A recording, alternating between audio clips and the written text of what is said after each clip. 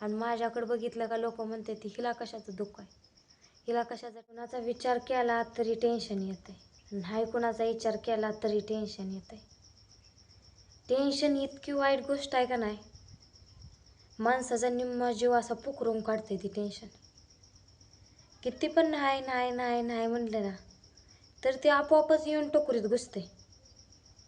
मलाच कळत नाही देवानं जन्म मला कशामुळे दिला असं. मेन म्हणजे मला ह्या 2-3 वर्षात ना लय त्रास होतोय. किरकोळ गोष्ट असते, किरकोळ शब्द असतात, किरकोळ काय म्हणतात ते किरकोळ असतंय सगळं, पण त्याचं एवढं मोठं माझ्या टुकूर तसा विचार खेळत राहते. तर कुठला पण विषय कुठं पण जातोय आणि त्या टेन्शनमुळे भांडण लागतं, कुठल्या कुठं निघून जातं भांडण. ते शेवटच्या टोकाला घेऊन जातं ते टेन्शन भांडण. मला तर वाटतंय ते टेन्शन म्हणजे माझा ती गुणधर्मच झालाय का कोणाला, का कुठलं दुखणं लागलंय का कुठला आजार लागलाय माझ्या मागं त्या टेन्शनचा, मलाच काय कळ नाही. डोकं असं एक एक वेळेस माझं फुटाय होतंय. नकोच वाटतं मला तर, जीवनच नको वाटतं. देवानं जन्मच कशा पाय माझा दिला असं वाटतं.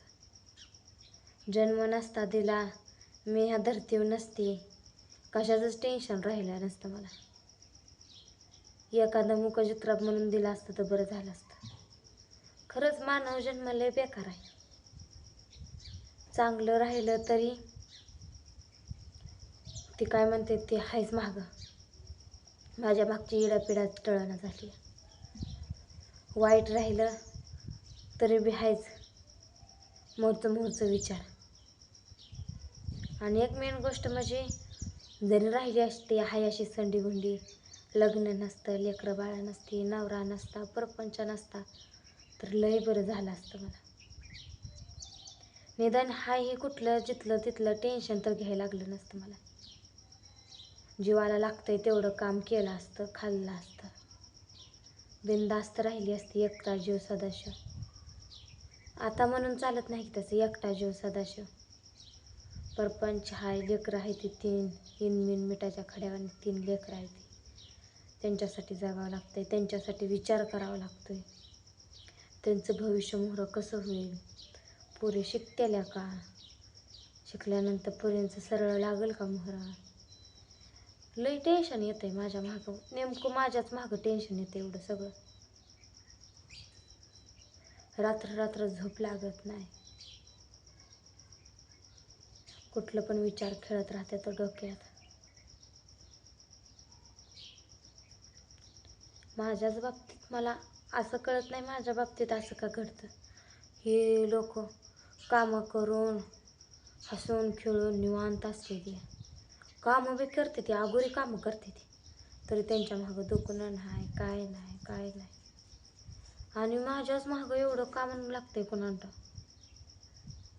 होय बाबा, मी नुसतं आयतं बी बसून खात नाही, करते थोडंफार काम करते मी, बसते थोडंफार काम करते थोडंफार,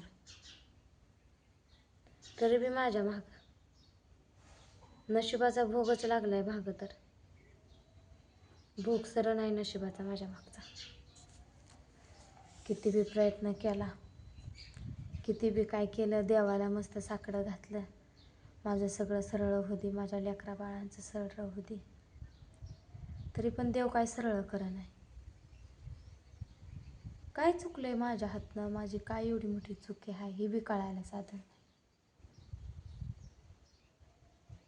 कुठनं येतंय फिरून फिरून फिरून फिरून माझ्याच भोवतानी येतंय. काय एवढं असं झालंय काय माहिती. काय बी केलं तरी सरना झालंय माझ्या मागचं. कुठल्या एखाद्या देवाला धरू, ती देव माझं सरळ करल, देव माझं चांगलं करल. काय कुठल्या गोष्टीचा विचार करायचा नाही म्हणते मी, पण विचार आपोआपच येतोय मनात. मनात येतोय, डोक्यात येतोय, आपोआप विचार खेळत राहतात. एखाद्या वेळेस जगण्याची सुद्धा इच्छा होत नाही माझी, जीवनच नको असं वाटतं एखाद्या वेळेस. काय जगून तरी अर्थ आहे, काय अर्थ आहे जगून तरी. सगळ्या गोष्टी विसरून जगण्याचा प्रयत्न करते, पण मला हे टेन्शन जगूच देत नाही. किती बी नाही नाही नाही नाही म्हणलं तर माझ्याच भोवतानी फिरत फिरत येते. कुणाचं मी वाईट केलंय? हां, कुणाच्या मी कधी वळल्या पाचोळ्यावर पाय दिला नाही. कधी कुणाच्या एका घासाच्या मिंद्यात नाही मी. जेवढं माझ्याच्यानं होतंय तेवढं माझ्याच्यानं मी करण्याचा प्रयत्न करते. जेवढं होईल तेवढं माझ्याच्यानं दुसऱ्यालाच माझ्याच्यानं करण्याचा प्रयत्न करते. कधी लुबाडायचा प्रयत्न केला नाही. कधी कोणाचं वरबाडायचा प्रयत्न केला नाही. आत्ताच म्हणत नाही, जसं लहानपणापासून मला जसं कळतंय ना, जेवढ्या चांगल्या गोष्टी असते तेवढ्या करावत्या, तेव्हापासून मी तेवढंच कायम लोकांचा चांगला विचार करते. कधीच वाईट विचार कोणाचा केला नाही मी. तरी पण माझ्या बाबतीत वाईट घडतं. माझ्या बाबतीत देव असा भोग लावतो माझ्या मागं. नेमकं कोणत्या गोष्टीतनं जावावं, कोणत्या गोष्टीतनं राहावं हे सुद्धा कळत नाही.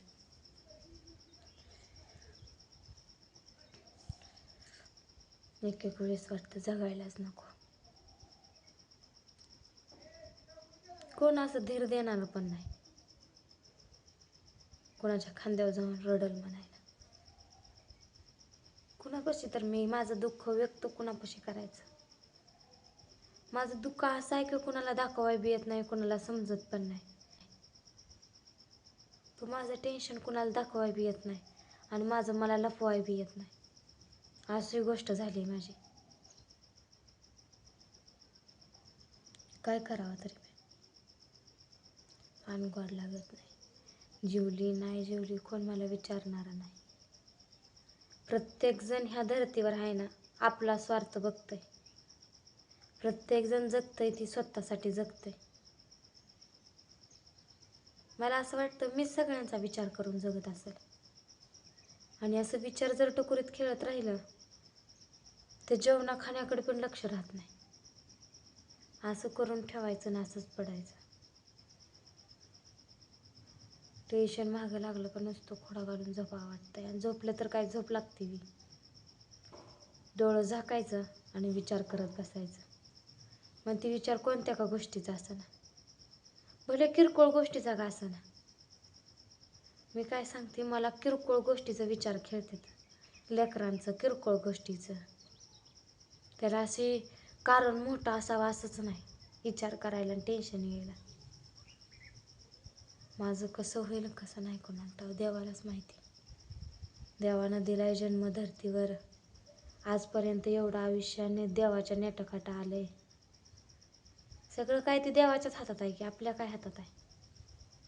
जे काय आयुष्यात घडतंय ते देव घडवून आणतोय.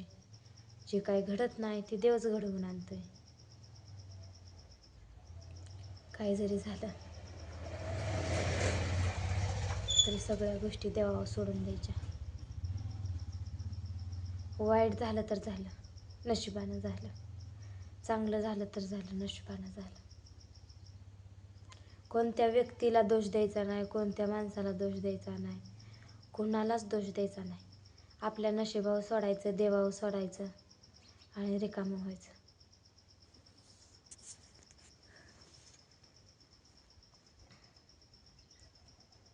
माझं मलाच कळत नाही मी काय बोलते, काय चालते, कोणत्या गोष्टीचं टेन्शन घेते.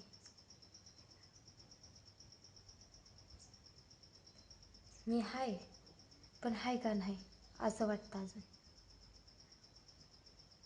जगते ती कुणासाठी जगते? लई किरकोळ किरकोळ गोष्टी माझ्या डोक्यात खेळत राहते. त्या नेमकं हे दुखणं आहे का हे माझ्या डोक्याला लागलेला रोग आहे मलाच कळत नाही.